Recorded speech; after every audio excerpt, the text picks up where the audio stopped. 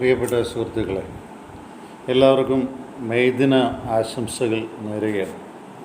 ലോകം എമ്പാടുമുള്ള തൊഴിലാളികൾക്ക് എല്ലാ ഐശ്വര്യങ്ങളും നന്മകളും ഉണ്ടാകട്ടെ എന്ന് ആശംസിക്കുന്നു.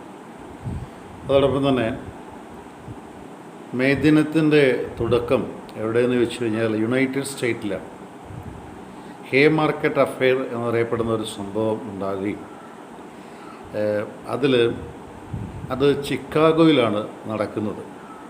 അത് മെയ് 4-ാം തീയതി 1886 ഇതാണ് അതിൻ്റെ ഹിസ്റ്റോറിക്കൽ ഡേ ആയിട്ട് വരുന്നത്. 8 മണിക്കൂർ ജോലി ചെയ്യുക, സമാധാനമായി ജോലി ചെയ്യാനുള്ള അന്തരീക്ഷം ഉണ്ടാക്കി കൊടുക്കുക,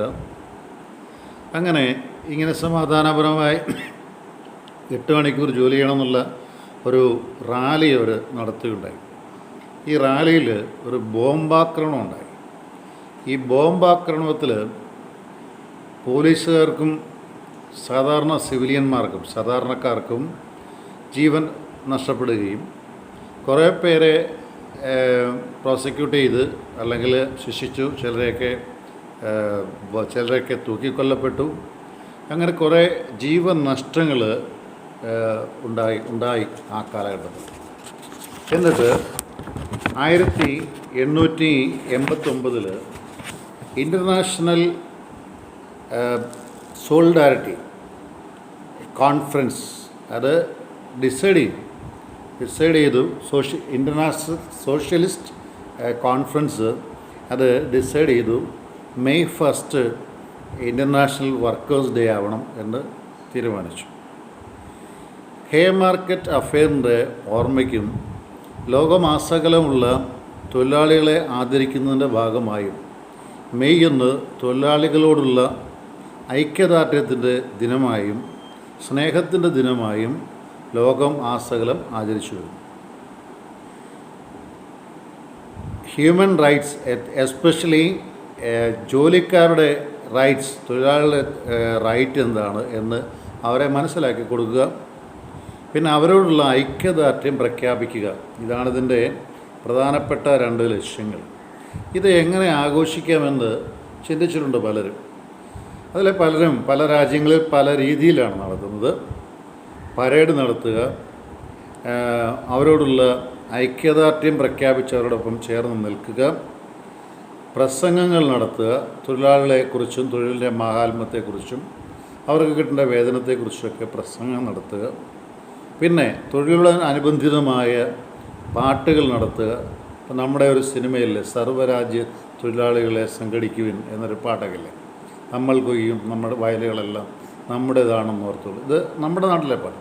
ഇങ്ങനെ ഓരോ രാജ്യത്തിലും ഓരോ പാട്ടുകളുണ്ട്, ഈ കൃഷിയോടനുബന്ധിതമായി തൊഴിലിനോടനുബന്ധിതമായി അങ്ങനെ നടത്തുക.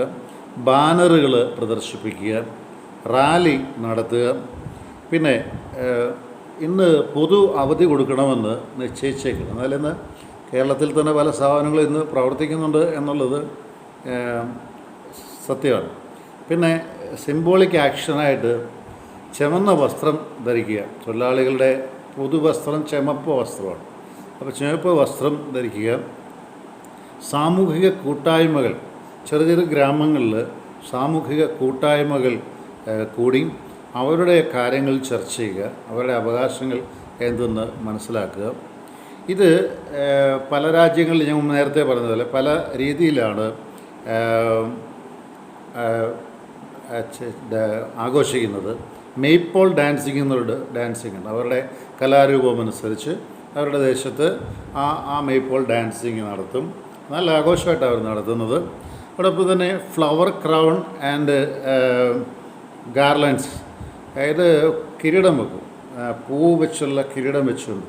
പക്ഷേ തൊഴിലാളിക്ക് എത്രമാത്രം പ്രാധാന്യം കൊടുത്തുകൊണ്ടുള്ള ഒരാഘോഷമായിട്ടാണ് അതിനെ കാണുന്നത്. Then May queen and king എന്നുണ്ട്. അതായത് തൊഴിലാളി ദിനത്തിൽ തൊഴിലാളികളുടെ നിന്ന് ഒരു തൊഴിലാളി രാജാവിനെയും ഒരു തൊഴിലാളി രാജ്ഞിയും തിരഞ്ഞെടുക്കുക, അവരുടെ പിന്നാലെ നിന്ന് മറ്റ് ആഘോഷങ്ങളൊക്കെ നടത്തുക.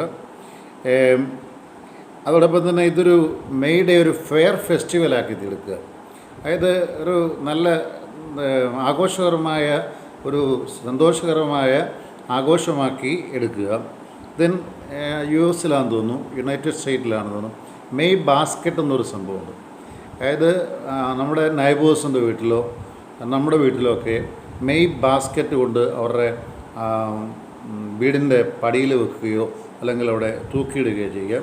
ദെൻ പൊളിറ്റിക്കൽ സ്പീച്ചസ്, അതായത് രാഷ്ട്രീയമായ സ്പീച്ചസ് അല്ലെങ്കിൽ രാഷ്ട്രീയമായ ബോധവൽക്കരണം നടത്തുക. ഇങ്ങനെയൊക്കെയാണ് മെയ് ഡേ സെലിബ്രേഷൻസ് വരുന്നത്. അപ്പം ഞാനിന്ന് മറ്റൊരു കാര്യം ക്രിട്ടിക്കലായിട്ട് പറയുകയാണ്. മെയ് ദിന ആഘോഷം നടത്തുമ്പോൾ ഇന്ന് തന്നെ വർക്കേഴ്സിന് ജോലി കൊടുത്തിരിക്കുന്ന സ്ഥാപനങ്ങളൊക്കെ ചിന്തിക്കണം. ഇതൊരു ഇൻ്റർനാഷണൽ ഓർഗനൈസേഷൻ. ചിലരൊക്കെ ചിന്തിക്കുന്നത് ഇന്ത്യ ഉണ്ടാക്കിയിരിക്കുന്ന, അല്ല ചൈന ഉണ്ടാക്കി, കമ്മ്യൂണിസ്റ്റുകാർ ഉണ്ടാക്കിയ ഒന്നുമല്ല. ഇത് ലോകമാസകലമുള്ള തൊഴിലാളികൾ ഒരുമിച്ച് ചേർന്ന് തൊഴിലിൻ്റെ മഹാത്മ്യത്തെ ലോകത്തിന് ബോധ്യപ്പെടുത്താൻ വേണ്ടി നടത്തുന്ന ഒരു സുദിനമാണ് മെയ് 1. അപ്പോൾ ഏവർക്കും മെയ് ദിന ആശംസകൾ നേർന്നുകൊണ്ട് ജോൺസൺ കരൂർ. ഞാനത് യൂട്യൂബിലാണ് ഇടുന്നത്, കാരണം ഇച്ചിരി നീണ്ടുപോയെന്ന് എനിക്കറിയാം. സാധാരണ വാട്സപ്പിൽ ഇട്ടാൽ എല്ലാവരും കാണാൻ സാധ്യത കുറവാണ്.